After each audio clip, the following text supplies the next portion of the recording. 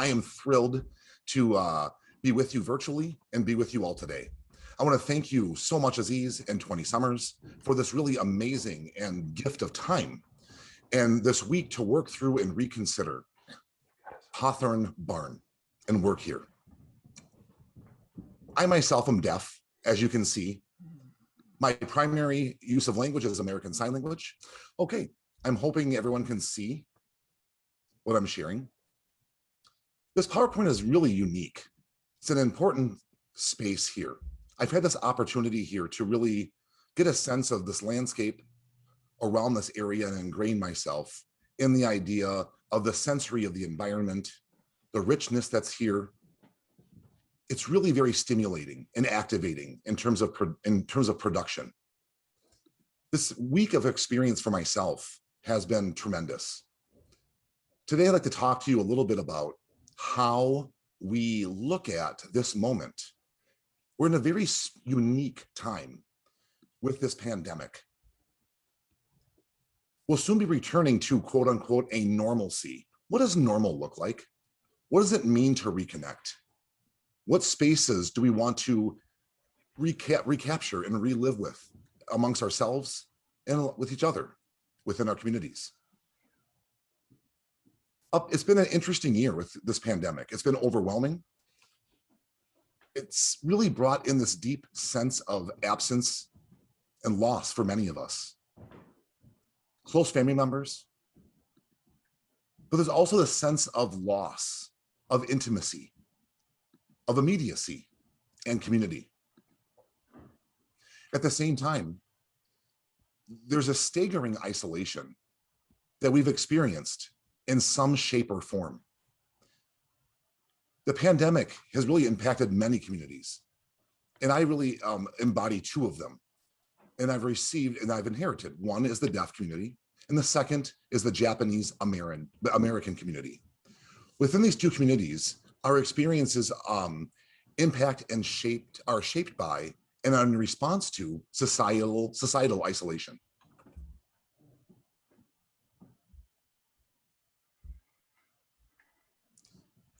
I want to show you first the deaf community. Our society at large really is primarily an audio-based spoken word hearing society. Deaf people experience a variety and dynamic degrees of isolation for over 200 centuries. At home, my family, for example, are not deaf, and they learn for the first time that, in meeting a deaf person, learning sign language. Fortunately, my parents both started signing, but know that as a whole, 90% of children who are deaf are born to hearing parents that don't sign. That disconnect within family and that experience of isolation within a family setting is profound for many of my colleagues and many in our community. This oftentimes, I really think about how we make a community that is more engaged and allows us to thrive and to be authentic and be our authentic selves in every area of life. Oftentimes, we often experience isolation at a school for the deaf. They're typically run by a state or the state institutions that are distant and far away. But know that a space that really captures this idea is an island in Maine, about 15 minutes from Portland, this gorgeous Casco Bay. There's this island that is Mackworth Island. The deaf community knows this island as the home to Governor Baxter's School for the Deaf. This was founded as a deaf school on an island that represents the edge condition of deaf schools.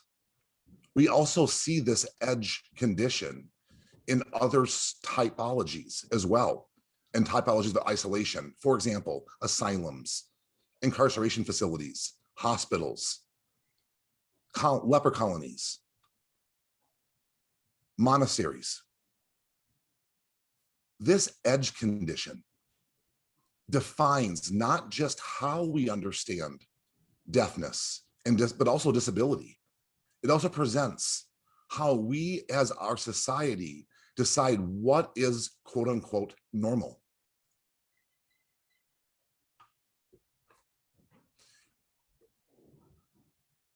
Against that background of that exclusion, deaf people are persistent in looking for spaces of connection. This search is ingrained in the fabric of the deaf community. Through that search, we also witness thriving and growth of deaf culture as a direct challenge to the mindset and the vision of what people think about for disability and disability in body. We challenge that idea, and we demand a richer understanding of humanity.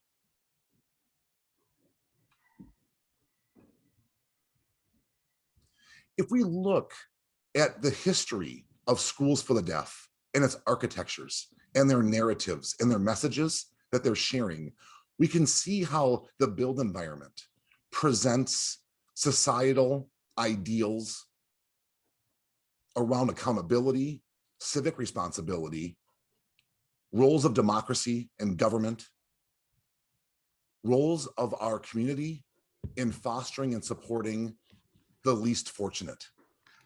However, interestingly enough, this results in a large investment of capital and funding and commitment to maintaining and the care in society as a whole. What's in these schools is beautiful. They're ornate, these structures, they're enormous.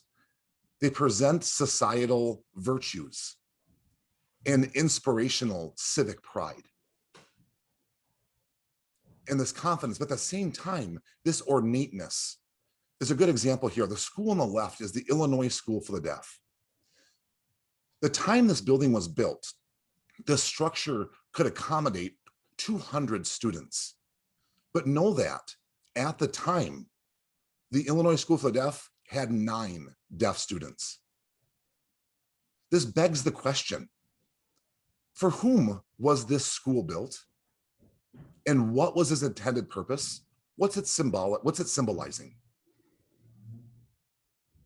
This forces us to address what it actually means to create space where the deaf community feels invited, brought in, and created for deaf people themselves to participate, not just to symbolize something to the state and symbolize state power and the state's agenda. This idea, there's this disconnect between its intent and its schooling and its design and its resulted function, and this mismatch.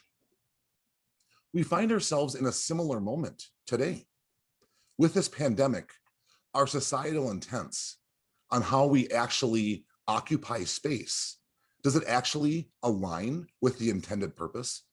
It's a question I really want to ask ourselves today.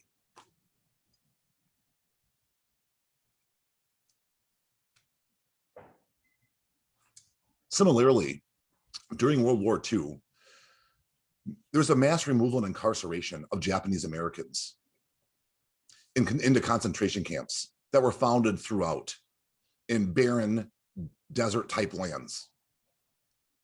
They pulled people and deprived them of their rights, of democracy and citizenship. At the same time, more than that, it pushes the idea of xenophobia, this influence of not mutual understanding of trauma. There's this shame, and it still is carried forward into today.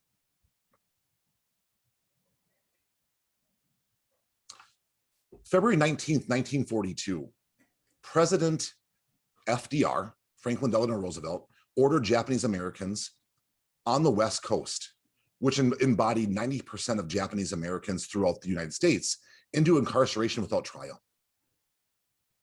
That context of World War II and Pearl Harbor, this idea of fear, panic around our country expressed and this marginalization of an entire community and race of Japanese Americans to deprive them of their humanity and their rights.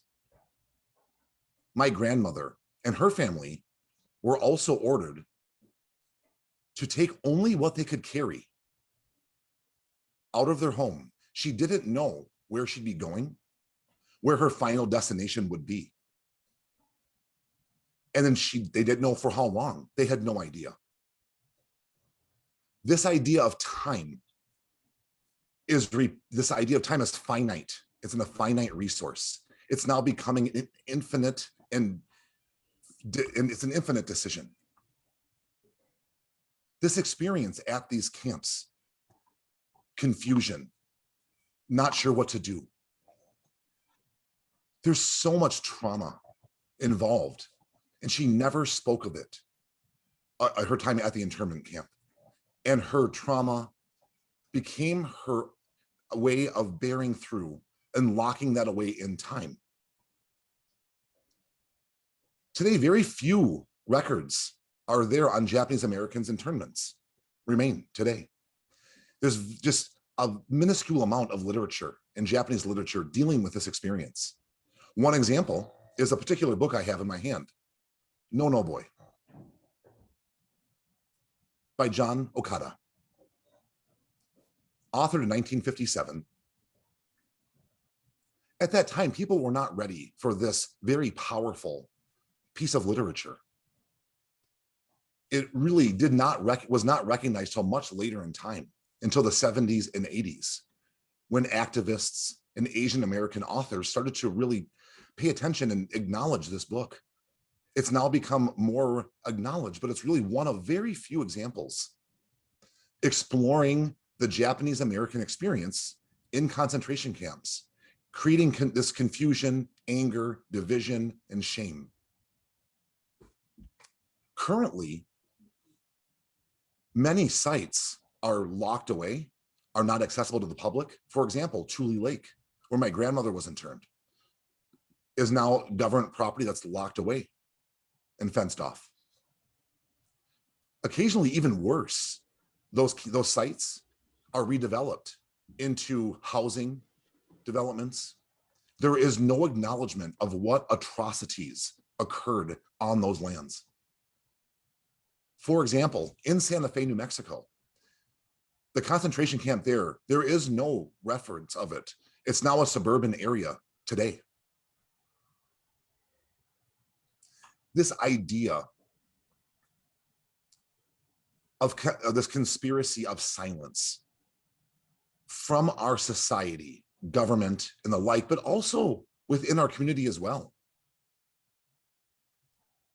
This leads us to a really profound and deep history and memory erasure. Currently, what that means is my generation, I myself am a fourth generation Japanese American. I experienced this sense of, this profound disconnect, ancestral disconnect. Even though my family tree can easily be tracked back at least 10 generations prior, we really cut off in 1942 as the beginning of our origin story within the Japanese American internment. My current generation is currently trying to find and collect the small pieces that exist, if any, that remain.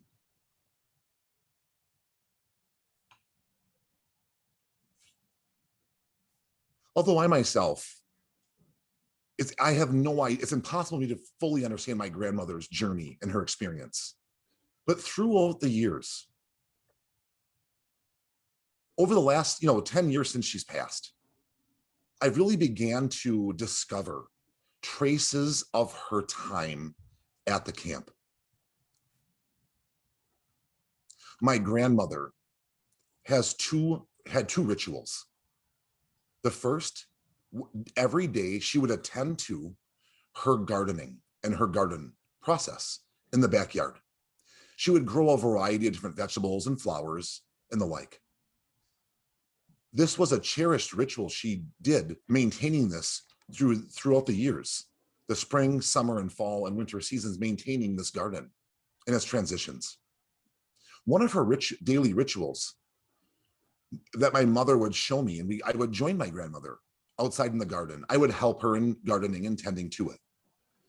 The other ritual she maintained was she would send me to Suru, which is the idea of Japanese origami. She would send me one of my favorite things on my birthday every year. Growing up, I didn't realize it at the time, and I didn't realize it till much later, but this internment, this incarceration that she experienced, maintaining this vegetable garden, really was carried through the sense of this pre-incarceration that carried through into the camp and beyond. This idea of growing vegetables at the camp, and the idea of doing this ornamental gardening, growing this, creating small moments of beauty within the camp, really became this miracle within this inhospitable land. Vegetables being grown and harvested, having food to eat and collecting, this activity of daily ritual of planting. At the same time, my grandmother and people at the camp would collect different shells from Tule Lake. Tule Lake is an old archaeological site, an ocean site that's since been gone. And what's left over here are various shells and seashells. And they would create small pins they would wear. They were beautiful. I'll show you some of the things they made.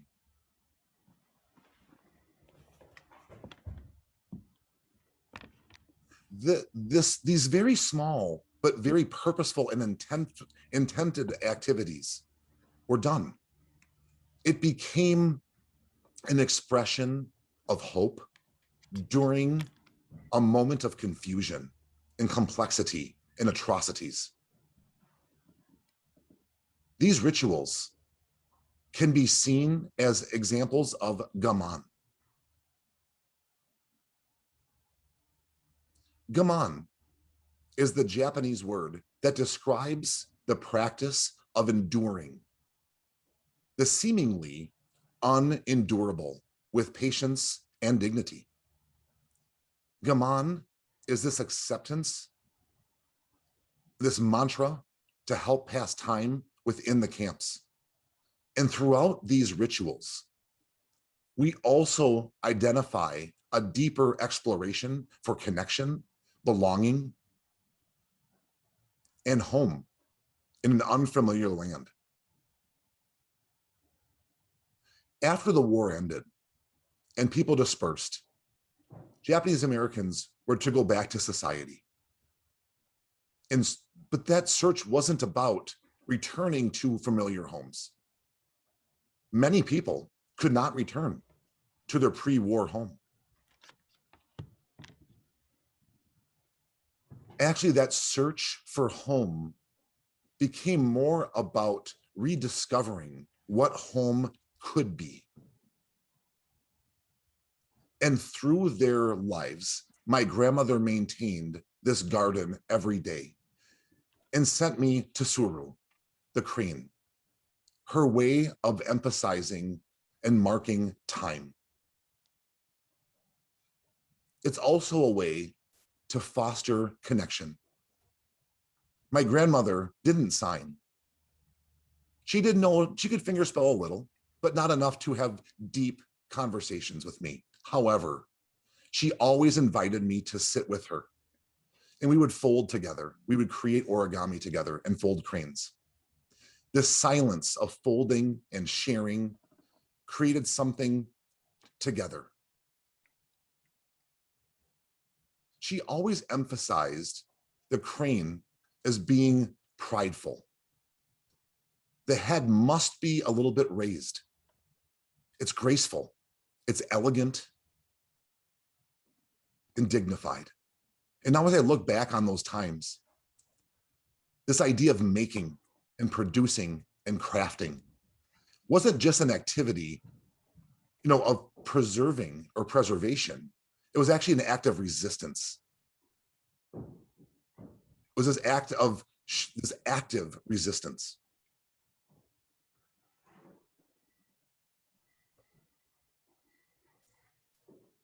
This process of making and becoming, this idea of division and creating division, this idea of marking moments through government orders or through societal norms, through architectural drawings, through different papers and works of literature, things we fill out as a citizen questionnaire and checklists, your race, your ethnicity, your disability, all of that paperwork, all of that work feeds into this larger effort of division. Schools for the deaf, for example, where children are separated and pulled out from society, literally from their families, occasionally for months at a time. The schools for the deaf are far away and set aside. In this, they're underneath the ward of the state. Many schools for the deaf that exist for a long time were under the same agency that oversaw state institute or state correctional facilities and incarceration facilities. This shares information that deaf children, we think through what humanity is there in that society? What was thought of schools? They were thought of as others, but understand that through this process of making, developing language at a school, this newfounded explosion of community and culture thrived. The idea of this school is really a proportion and thought of as a sanctuary as well. It allows this activity of protest and resistance to thrive, and this challenge to challenge the idea of what humanity is. On the right side of my screen here, in 1943, the US government distributed a loyalty questionnaire to Japanese American adults. This loyalty questionnaire that was handed out was a precondition to their release from the camps. This questionnaire really included two very confusing and dehumanizing questions. Question number 27 and 28 on this questionnaire basically asks, would you follow the US government's asks of you regardless of anything? And then would you also surrender any and all commitments to Japan and carry weapons against that heritage in that country?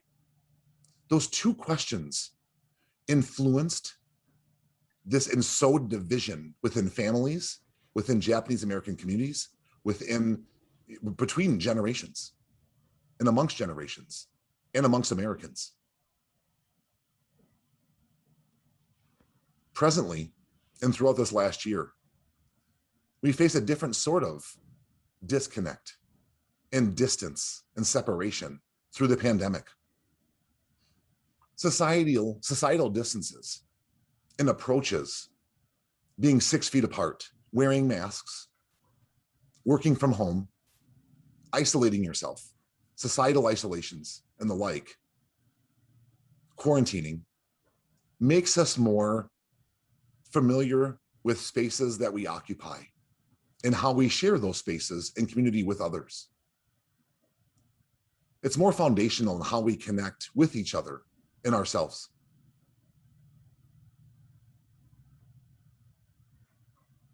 This isn't just an experience in a sense of loss in terms of proximity and connection.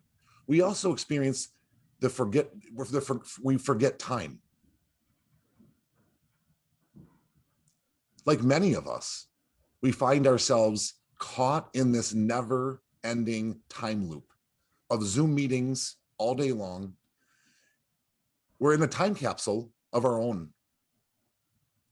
And actually, we only have moments where we can step out of that capsule and get outside of that and go for short walks in a world where time is seemingly is suspended. Currently, we are asking these questions, and it begs our own questions and how we mark the passing of time.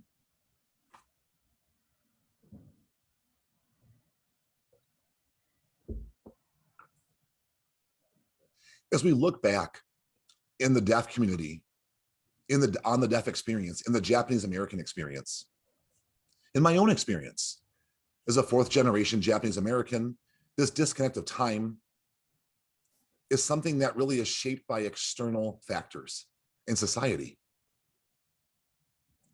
And in this present moment, we have this really unique moment where we can all recalibrate ourselves in our connection and relationships to each other. We have an opportunity to ask ourselves, to think through how we reconnect with each other. How do we reconnect on our own terms? The Japanese American community and the deaf community historically are connected to societies on the outside, on the outskirts of society, determined by government decisions and community decisions and others. But what does it mean right now that we have this moment to recalibrate, to reframe and reconnect with each other? What communities we want to create? What do we need to create for such a future where we are more collaborative with each other in ways that we envision and aspire towards? To that end, we ask ourselves a few questions and keep them in the back of our head throughout this week. I would love to open this up to all of you in the chat comments and Q&A to hear from all of you as well on these questions. Some of these questions that I'm thinking through, I'll just quickly run through them. With what or with who do we reconnect? Do we connect with ourselves, with our ancestry and our heritage, with our community, with other communities? Do we reconnect with time? Are we reconnecting with spaces? And how do we reconnect with those things on our own terms? As we reconnect, what will we remember? What will we carry forward? What will we acknowledge? What do we want our future generations to acknowledge? And what will we share with each other and ourselves and with other generations and our legacy?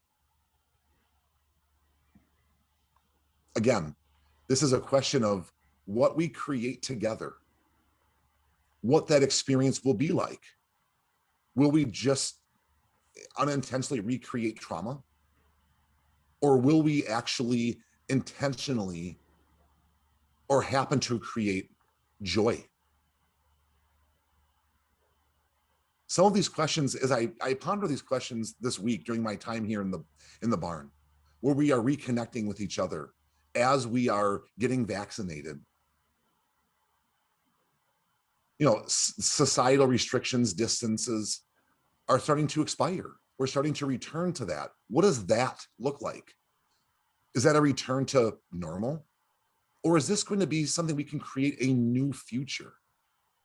It's an exciting moment, scary moment, challenging moment. But this is an opportunity for all of us to make something together. I'd love to hear any thoughts you have as we want to talk about reconnection and as we all reconnect.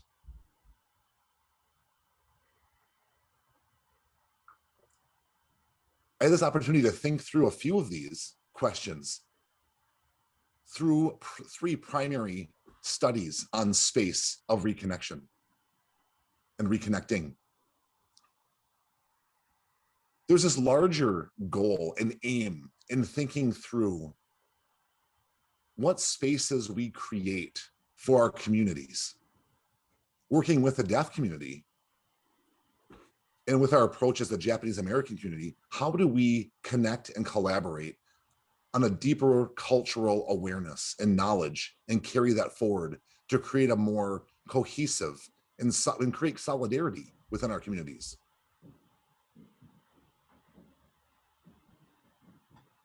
My first studies, I wanted to look at the idea of this act of creating and how this simple table, this really innocent object, could help us become a monument, could help become a monument to making and creating. This act of craft and development is necessary to really emphasize, to mark the passage of time, to put our humanity an imprint on this idea of capturing this time. And if we don't make anything, is there anything that is presented as a witness to the passage of time? This making also becomes an act of nutrition and nourishing our endurance, our mindset, as we proceed through this complex, difficult time. As I look back and think about my grandmother and her experience and my experience at a school for the deaf, in these communities and these backgrounds, and how we make spaces that invite people to participate in act of creating on their own terms in different ways. Some prefer small, intimate moments of creation. Others may prefer working in a larger group. Others may prefer to observe. How can we create something that an object that pulls those different means and ways of engagement in with each other? The second study is this idea of spaces where we begin to address our society, our lower grade anxiety, and this opportunity of community and gathering. How some of us may be a little bit afraid, don't feel comfortable in, fully incorporating ourselves into society. So there's this idea of reconnection and reconnecting. In the deaf community, what's significant is eye contact, having, distance so you can create that contact. Ironically, when the pandemic hit, deaf people were already fitted into that with sign language. They already were 6 feet apart, having that. We already accommodated that. And that's typically the norm. We create in circular formats with distance so we could all see each other. This is opportunity looking at how we can gather that spatial awareness and knowledge of the deaf community and make it, a garden of reconnection and reconnecting. That garden also invites spaces of gathering. And then when you're comfortable, you can invite in a more intimate gathering, a closer connection, and see yourselves closer. The idea of redeveloping and reconnecting a mutual understanding of each other. Finally, the third space I wanted to consider, as I think through this, is how we reconnect to a variety of times and different time periods, how we mark time. How do we understand how things have changed over time? How our values may evolve over time, how we may grow or change and evolve as a people and as a community. That process of reconnecting to our future selves and our future past really is the impetus to think through and move through different scales of time within our daily lives and our lifetimes beyond. Knowing that we will actually stand in judgment by future generations who look back at us. And also knowing that we and future generations will look to us for guidance to chart their own path forward.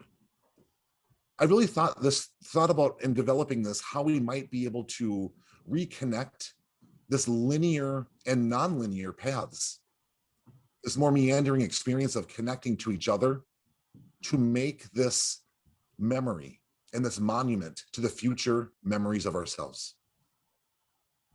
How we are aware of our time currently in this world,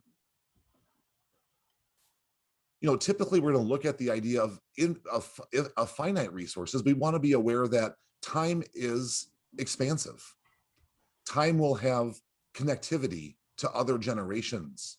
Time will have different years and eras, to maybe something really more finite, a brief moment in time, to something even larger, to the infinite and indecidable. How do we then move through these different scales? So I'm hoping to really leave you with three things that I took away from my week here. As we address the idea of reconnection, how do we co-create with each other? How do we connect on our own terms? Self-determination. How do we want people to connect with us, and how do we connect with ourselves?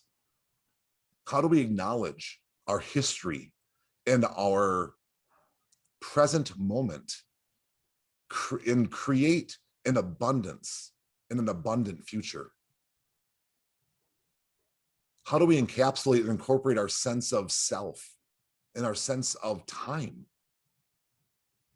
So I would love, again, to have further conversations with you all today.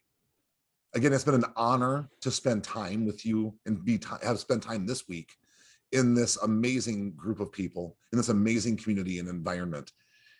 Thank you so much for this moment that we all are currently addressing. Thank you. Thank you. We could all see each other. This is opportunity looking at how we can gather that spatial awareness and knowledge of the deaf community and make it, a garden of reconnection and reconnecting.